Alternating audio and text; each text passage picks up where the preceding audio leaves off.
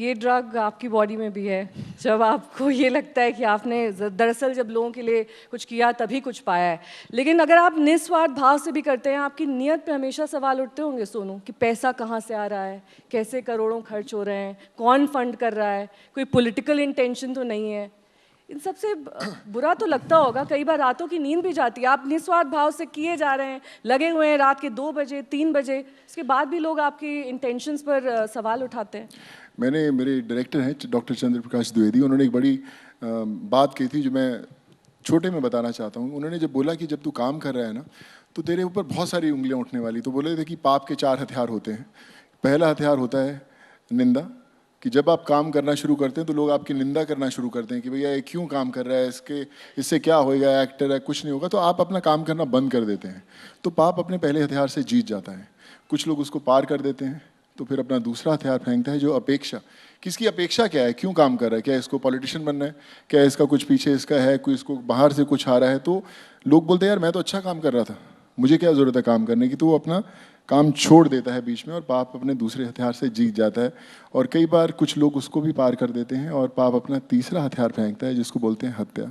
चाहे वो character assassination हो या आपको वैसे ईसा मसीह को सूली मिली, गांधी जी को गोली मिली, तो इस तरह आप ख़त्म करते हैं और पाप अपने तीसरे हथियार से जीत जाता है जब आप काम करते हैं। और कुछ लोग पार करके उसको चौथे जगह पर पहुंचते हैं और पाप अपना फाइनल हथियार फेंकता है, जिसको बोलते हैं कि आप भगवान बन चुके हैं, कि आप जो कर रहे हैं वो सबसे ऊपर है।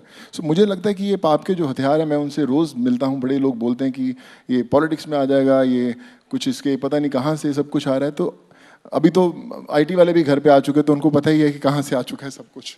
तो मैं उनको भी बोलता था, जब 53,000 मेल मिले थे उनको, तब ये सवाल उठे थे कि क्या ये राजनीति से प्रेरित है, क्या सोनू सूद को जानबूझकर टारगेट किया जा रहा है? देखिए मैं ऐसा नहीं कहता, मुझे लगता है कि वो अपना काम कर रहे थे, मैं अपना काम कर रहा हूँ, मैं करता भी रहूँगा, फ़र्क नहीं पड़ता, रुकना नहीं चाहिए। जब सब कुछ हो भी रहा था तो उस समय भी 250-200 लोग खड़े ही थे नीचे, जैसे हर रोज़ खड़े होते हैं। सो आई फील ऐसे लॉ अबाइडिंग सिटीजन मेरा फ़र्ज़ बनता है कि जो भी मुझसे मांगा जाए मैं उसको दिखाऊँ। बट एक चीज़ जो उन लोगों ने भी शायद एक्सपीरियंस की होगी कि मुझे देश जोड़ना आता है, मुझे जोड़ना आता है। अगर आज आप मुझे बोलें कि देश के किसी कोने में, जम्मू कश्मीर से लेकर कन्याकुमारी, छोटे से छोटे कस्बे, छोटे से छोटे मोहल्ले के अंदर किसी को मेडिकल हेल्प हो, किसी को एजुकेशन हेल्प हो, किसी को दवाई पहुंचानी हो, किसी को ऑक्सीजन पहुंचानी हो, मैं शायद सब लोगों से पहले पहुंचा सकता हूं। वो इसलिए क्योंकि शायद कहीं ना कहीं देश से जुड़ा हूँ। रॉबिन, आप अब प्रोड्यूसर भी बन गए हैं और आपने एक ऐसी फिल्म में दरअसल इन्वेस्ट किया जिसने ऑस्कर्स तक अपना नाम पहुंचाया। कहीं ना कहीं ये भी दर्शाता है कि आप हर उस एस्पेक्ट में अपना ध्यान फोकस करना चाहते हैं, या फिर आपकी फाउंडेशन करना चाहती है जो उन लोगों के साथ जुड़ सके और उनकी एक बेहतर तस्वीर एक विश्व पटल पर पहुंचा सकें आप। ये कोशिश आपकी सार्थक हुई इस फिल्म के जरिए?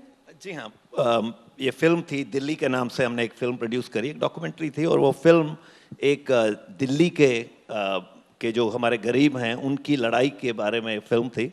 और जब कॉमनवेल्थ गेम हुई तो उस टाइम पे जो गवर्नमेंट थी यहाँ पे, तो उन्होंने दिल्ली को सुंदर बनाने के लिए गरीबों को बवाना में फेंक दिया। तो लगभग 1.5 लाख लोग डिस्प्लेस किए गए यमुना पुष्टा से। तो वो मुझे बहुत बुरा लगा। मुझे लगा कि हम किसको दिखा रहे हैं, ये हमारे देशवासी हैं, हम किसको ऊंचा बनने की, हम क्यों दिखा रहे हैं कि हम बहुत एडवांस्ड हो गए हैं। अगर हमारे देश में गरीबी है तो हम उसको एक्सेप्ट करते हैं, और अगर हमें बुरा लग रहा है तो कुछ करते हैं चेंज करने के लिए।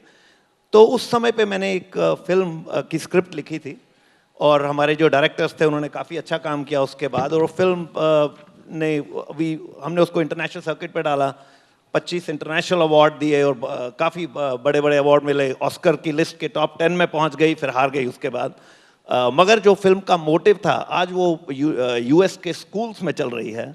जो बहुत से आप हु जो स्कूल्स हैं यूएस के, वहाँ पे वो दिखाई जा रही है स्टूडेंट्स को। तो एक हैप्पी स्टोरी थी वो। ये स्टोरी नहीं थी डिप्रेशन की और गरीबों की डिप्रेशन की, वो एक स्टोरी थी कि गरीबों को कैसे बाहर फेंका गया, मगर उसके बाद भी वो अभी भी खुश हैं, उनकी आइडेंटिटी अभी भी है। और तो वो एक कोशिश थी। मैं बहुत पेट्रियाटिक इंडियन हूँ, मेरे पास यूएस पासपोर्ट होल्डर हूँ वैसे मैं, मगर जो यहाँ पे मेरे दिल में वो इंडिया का ही पासपोर्ट है। तो मुझे लगता है कि एज एन इंडियन मुझे कुछ करना है इंडिया को चेंज करने के लिए, और एक्सेप्ट कोई अगर मुझे चीज़ खराब दिखती है तो मैं उस पर ऐसा नहीं करता हूँ कि एक नॉन रेजिडेंट इंडियन की तरह की क्रिटिसाइज करूँगा। मुझे लगता है कि उसको चेंज करने के लिए मेरा भी कोई रोल होना चाहिए कि इंस्पायर करो, चेंज करो। तो वही एक कोशिश थी इस फिल्म के थ्रू कि इंस्पायर करे लोगों को कि ऐसी चीज़ें नहीं होनी चाहिए।